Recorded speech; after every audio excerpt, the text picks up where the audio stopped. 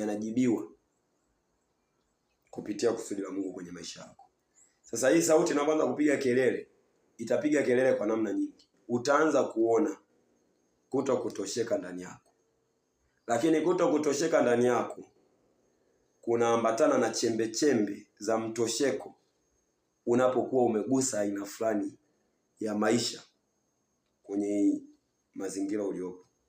Aina hiyo ya maisha ukija ukifuatilia utagundua imeshikamana na kusudi la Mungu kwenye maisha yako. Mfano, mimi katika maisha yangu kiukweli nisiwe muongo, sikuwahi kufikiria kwamba nitakuja kuwa mwalimu. Na nilikuwa nachukia ualimu. Sikuwa nauchukia kwa maana kwamba siwapendi walimu, hapana. Nilikuwa nauchukia ualimu kwa maana kwamba nisije nikauruhusu ukawa sehemu ya maisha yangu kwa kile nilichokiona. Naelewa. Kuna baadhi ya walimu niliowashuhudia katika maisha yangu walienda kusomea ualimu kwa sababu ya kujikwamua na hali fulani ya maisha duni. Naelewa. Kwa sasa madhara yake ni kwamba wameingia kwenye kutekeleza walichokisomea, lakini hawana uwezo huu kwenye hilo eneo.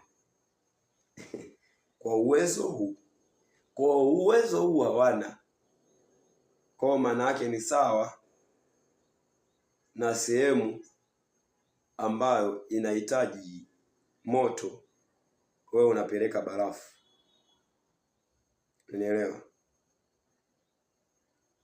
Maana yake samani sasa ya kwao kwa mazingira inakuwa haipo. Na athari yake ilikuwa ni kwamba kuna watu ambao mimi nilikuwa nawajua wengi walikuwa wana uwezo mkubwa kabisa kwa mimi nilivyowatathmini na ninavyowajua. Walikuwa wanastahili kufaulu, lakini hawakufaulu kwa sababu yao. Kwa kile kitu kilikuwa kinaniumiza mimi sana. Nikasema kwa sababu ya hivi, mimi siko tayari kuwa kikwazo cha watu kufikia aina fulani ya maisha waliokusudiwa na Mungu. Huo ni mfano wa namna yangu mimi nilivyokuwa. Lakini leo unaniona ni mwalimu. Kwa nguvu ya kusudi inakurudisha sehemu yako, ukisikiliza na kukubali na ukafanya anavyotaka Mungu ufanye. Kwa madhara ya kutokuwa na Mungu, hutatekeleza kusudi lako katika kiwango unachopaswa kutekeleza. Unaelewa mtu wa Mungu?